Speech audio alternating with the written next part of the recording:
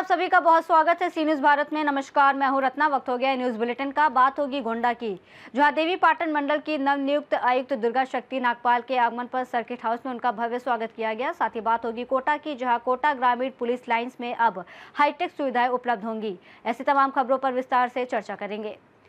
गोंडा में देवी पाटन मंडल की नवनियुक्त आयुक्त दुर्गा शक्ति नागपाल के आगमन पर सर्किट हाउस में उनका भव्य स्वागत किया गया, जहां मंडल और जनपद स्तरीय अधिकारियों ने पुष्पगुच्छ भेंट कर उनका अभिनंदन किया। इसके बाद उन्होंने आयुक्त कार्यालय में कार्यभार ग्रहण कर अधिकारियों से परिचय प्राप्त किया और मंडल की प्रशासनिक व्यवस्थाओं, विकास कार्यों, जनहित से जुड़े मुद्दों की जानकारी ली। उन्होंने शासन की प्राथमिकताओं के अनुरूप योजनाओं के प्रभावी क्रियान्वयन, आमजन की समस्याओं के त्वरित और गुणवत्तापूर्ण समाधान पर जोर देते हुए पारदर्शिता, जवाबदेही और सुशासन को सर्वोच्च प्राथमिकता देने की बात कही। इस दौरान संयुक्त विकास आयुक्त भी मौजूद रहे। मंडल उत्तर प्रदेश का बहुत ही इम्पोर्टेंट मंडल है। यहाँ जो चारों जनपद हैं उनकी अपनी अपनी अहम भूमिकाएं हैं उत्तर प्रदेश के ग्रोथ इंजन में, और धार्मिक दृष्टिकोण से भी ये मंडल अति महत्वपूर्ण है, पर्यटन की दृष्टि से भी बहुत महत्वपूर्ण है। हमारी प्राथमिकता ये रहेगी कि सरकार की जितनी भी योजनाएं हैं, विशेष तौर पर जो विकास से जुड़ी जितनी भी योजनाएं हैं, वो धरातल तक पहुँचें, आम जनमानस तक उनका लाभ उन तक पहुँच सके, और जो वंचित वर्ग है उनको योजनाओं से जोड़ा जा सके, अंतिम पायदान पे जो खड़ा व्यक्ति है उस पर पहुंचा जा सके, और सरकार की योजनाओं को, माननीय मुख्यमंत्री जी के विजन को धरातल पर उतारा जा सके। देखिए, काम तो हम सभी अधिकारी करने के लिए आते हैं पूरे सेवा भाव से, और जो यहाँ अधिकारी पहले से तैनात हैं, बहुत ही सीनियर अधिकारी हैं, उन्होंने भी बहुत अच्छा काम किया है। मुझे उनसे बहुत कुछ सीखने को मिलेगा। हमारे चारों जनपदों में जो कमान संभाल रहे हैं डीएम और एसपी जनपदों की, वो भी बहुत अच्छा काम कर रहे हैं, और एज अ टीम हम मिल करके अच्छा काम करेंगे। माननीय मुख्यमंत्री जी के विजन को पूरा करने में भरसक प्रयास करेंगे। गोंडा से सी न्यूज़ संवाददाता मुजीब आलम की रिपोर्ट। कोटा रेंज के आईजी राजेंद्र प्रसाद गोयल ने पुलिसकर्मियों की सुविधा और कल्याण को ध्यान में रखते हुए एक लाइब्रेरी और आधुनिक बार्बर शॉप का भव्य उद्घाटन किया। इस पहल को पुलिस बल के लिए एक महत्वपूर्ण कदम माना जा रहा है, जिससे उन्हें अध्ययन और दैनिक आवश्यकताओं की बेहतर सुविधाएं मिल सकेंगी। कोटा ग्रामीण से सी न्यूज़ संवाददाता सुरेश कुमार पटेरिया की रिपोर्ट। कोटा ग्रामीण रिजर्व पुलिस लाइन में पुलिस महानिरीक्षक राजेंद्र प्रसाद गोयल ने संपर्क सभा आयोजित कर अधिकारियों, कर्मचारियों से संवाद किया। इस दौरान नवनिर्मित लाइब्रेरी और न्यू बार्बर शॉप का उद्घाटन भी किया गया।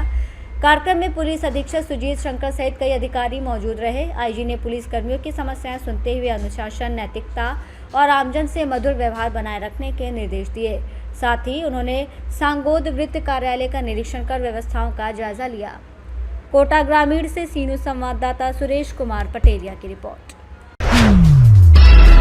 मिर्जापुर के रमनगंज थाना क्षेत्र के देवहट गांव में सोमवार रात नेशनल हाईवे किनारे गुटखा पान की दुकान पर गए युवक कमलेश पर दुकानदार के बेटे ने चाकू और लाठी डंडे से हमला कर उसे गंभीर रूप से घायल कर दिया। परिजनों के अनुसार मारपीट के दौरान बीच बचाव करने पहुंचे चाचा रघुनाथ पाल को भी चोटें आई। घटना की सूचना पर पुलिस मौके पर पहुंची और घायल कमलेश को प्राथमिक स्वास्थ्य केंद्र हलिया भेजा गया, जहां से हालत गंभीर होने पर उसे मंडली अस्पताल और फिर वाराणसी ट्रॉमा सेंटर रेफर कर दिया गया। पीड़ित पक्ष ने आरोपियों के खिलाफ कार्रवाई की मांग की है, जबकि पुलिस ने मामला दर्ज कर जांच और कार्रवाई की बात कही है।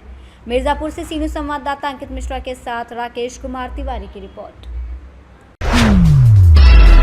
चकिया थाना क्षेत्र के बलोचर पैटनिया गांव से बूढ़ी गंडक नदी में सेल्फी लेने के दौरान दर्दनाक हादसा हो गया, जिसमें 3 बच्चों में से 2 की डूबने से मौत हो गई, जबकि एक बच्चा बाल बाल बच गया।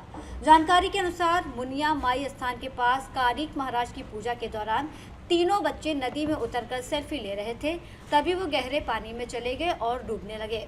स्थानीय लोगों ने एक बच्चे को बचा लिया, जबकि लापता हुए सोनू कुमार 15 वर्षीय और कालू कुमार 13 वर्षीय के शव बाद में गोताखोरों की मदद से बरामद किए गए। पुलिस ने शवों को कब्जे में लेकर पोस्टमार्टम के लिए भेज दिया है। वहीं घटना के बाद गाँव में मातम और परिजनों में कोहराम मचा हुआ है। मोतिहारी से सी न्यूज़ संवाददाता दिलीप कुमार की रिपोर्ट। नवसारी में भाजपा प्रदेश महिला मोर्चा के निर्देश पर महिला सम्मेलन का आयोजन गंगदेवी तालुका के कचौली गांव में किया गया, जिसमें 530 से अधिक महिलाओं ने भाग लिया। सम्मेलन में आगामी जिला पंचायत और तालुका पंचायत चुनाव में भाजपा को भारी बहुमत से जिताने का संकल्प लिया गया। कार्यक्रम में गुजरात प्रदेश भाजपा मंत्री, सोलर बैंक सोलंकी, प्रदेश कार्यकारिणी सदस्य शीतलबेन सोनी, जिला संगठन महामंत्री जिगर नायक सहित कई पदाधिकारी मौजूद रहे। इस दौरान महिलाओं को सरकार की विभिन्न योजनाओं की उपलब्धियों की जानकारी दी गई। भाजपा उम्मीदवारों के समर्थन में मतदान की अपील की गई। नवसारी से सी न्यूज़ संवाददाता मयंक की रिपोर्ट। सहारनपुर के पड़ाना चौकी क्षेत्र के ग्राम करौंदी में बुलेरो और बाइक की आमने सामने टक्कर में 2 लोगों की मौके पर मौत हो गई, जबकि बुलेरो चालक गंभीर रूप से घायल हो गया। हादसे में बाइक सवार नवीन नायक अलूनी और अशोक शर्मा पड़ाना की मौत हो गई। वहीं बुलेरो चालक अर्जुन गंभीर रूप से घायल है, जिसका उपचार जारी है। टक्कर इतनी जोरदार थी कि बुलेरो पलट गई और मौके पर अफरा तफरी मच गई। सूचना पर पहुंचे 108 एम्बुलेंस ने घायलों को अस्पताल पहुंचाया, जहां डॉक्टरों ने दोनों बाइक सवारों को मृत घोषित किया। पुलिस ने मामला दर्ज कर जांच शुरू कर दी है और प्रारंभिक तौर पर तेज रफ्तार को हादसे का कारण माना जा रहा है। राजगढ़ से सी न्यूज़ संवाददाता जावेद की रिपोर्ट। रामगढ़ एसपी मुकेश कुमार लुनायत ने पुलिस मुख्यालय में अपराध गोष्ठी का आयोजन किया, जिसमें जिले के सभी थानेदार और पुलिस पदाधिकारी मौजूद रहे। बैठक में उन्होंने स्पष्ट निर्देश दिए कि जिले में किसी भी प्रकार का अवैध कारोबार बर्दाश्त नहीं किया जाएगा और संगठित अपराध पर कड़ी निगरानी रखी जा रही है। चिन्हित अपराधियों की गिरफ्तारी के लिए सूची तैयार कर कार्रवाई तेज करने के निर्देश भी दिए गए। इसके साथ ही ट्रैफिक व्यवस्था सुधारने और पुलिस और जनता के बीच बेहतर समन्वय स्थापित करने पर विशेष जोर दिया गया। जिला में जितने भी सक्रिय आपराधिक गिरोह हैं, उन सभी गिरोह का सूची पहले से भी संधारित है। उस गिरोह के सदस्य जितने भी हैं, उनकी प्रोफाइलिंग करने हेतु सभी को निर्देशित किया गया है और उनके विरुद्ध अगर वो किसी कारण में वांछित हैं तो उनकी यथाशीघ्र गिरफ्तारी सुनिश्चित करने, इसी के साथ उनके विरुद्ध जितने भी तरह की निरोधात्मक कार्रवाई की जा सकती है, चाहे वो झारखंड क्राइम कंट्रोल एक्ट के तहत जिलादेश जिला बदर की कार्रवाई हो, थाना हाजिरी की कार्रवाई हो या निरोधादेश की कार्रवाई हो, या अगर ड्रग्स के मामलों में ऐसे तस्कर हैं जो आदगन हैं और जो ड्रग पेडलिंग का काम करते हैं, उनके विरुद्ध पेट एनडीपीएस एक्ट के तहत प्रस्ताव समर्पित करना हो, थाना में निगरानी प्रस्ताव खुलवाना हो ऐसे लोगों के विरुद्ध, या जो भी अलग अलग अपराध शीर्ष में हम लोगों के द्वारा ये निर्धारित किया गया है कि जो मुख्य अपराध शीर्ष हैं, जितने भी संपत्ति मूलक कांडों से संबंधित अपराध शीर्ष हैं, चाहे चोरी हो, लूट हो, डकैती हो या बॉडीली ऑफेंसेज हैं, आर्म्स एक्ट है, एनडीपीएस एक्ट है, उत्पाद एक्ट अधिनियम के तहत जितने भी आरोप पत्रित अपराध कर्मी हैं, तो सभी थाना प्रभारियों को पिछले 5 साल के आरोप पत्रित अपराध कर्मियों का डाटाबेस तैयार करने के लिए बोला गया है। हम आने वाले कुछ ही दिनों में वो डाटाबेस बनाएंगे और उस डाटाबेस के आधार पे एक अपराध कर्मी पे निगरानी रखने के लिए और यथोचित उनके विरुद्ध जो निरोधात्मक कार्रवाई की मैं बात कर रहा था, वो कार्रवाई शुरू करने हेतु सभी को निर्देशित किया। सर, अभी 2 दिन थाना दिवस का शायद घोषणा हुआ, मंगलवार शुक्रवार को मई से। सर, इसका उद्देश्य क्या है और क्या ये लागू रहेगा? देखिए, प्राय आप जब देखते हैं तो थाना में कई बार इस तरह की शिकायतें आती हैं जिसमें सिर्फ थाना स्तर से ही उसका समाधान संभव नहीं हो पाता है। जो थाना दिवस की परिकल्पना है वो ये है कि उसमें सभी संबंधित एजेंसियां, जिसमें संबंधित अंचल कार्यालय हो सकता है, अगर वहाँ पे कोई नगर निकाय कार्यरत है, नगर पालिका या उस तरह का है, तो उसके पदाधिकारीगण हो सकते हैं।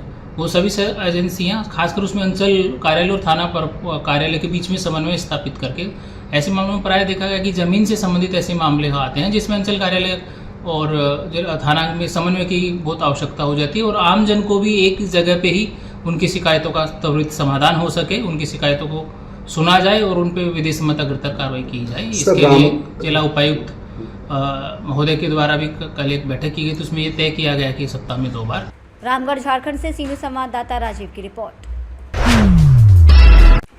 रामगढ़ के रजरप्पा थाना क्षेत्र के चितरपुर स्थित शिवशंकर ज्वेलर्स में सोमवार को 5 हथियारबंद लुटेरों ने धावा बोलकर ज्वेलरी लूट की वारदात को अंजाम दिया। लूट के दौरान दुकानदार को हथियार दिखाकर लाखों रुपए के जेवरात लूट लिए गए।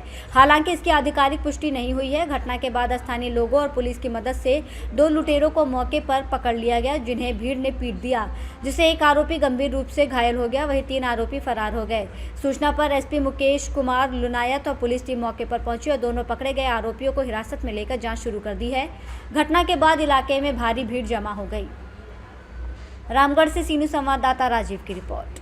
बुलेटिन में फिलहाल इतना ही। देश और दुनिया की तमाम बड़ी खबरों के लिए देखते रहिए सी न्यूज़ भारत।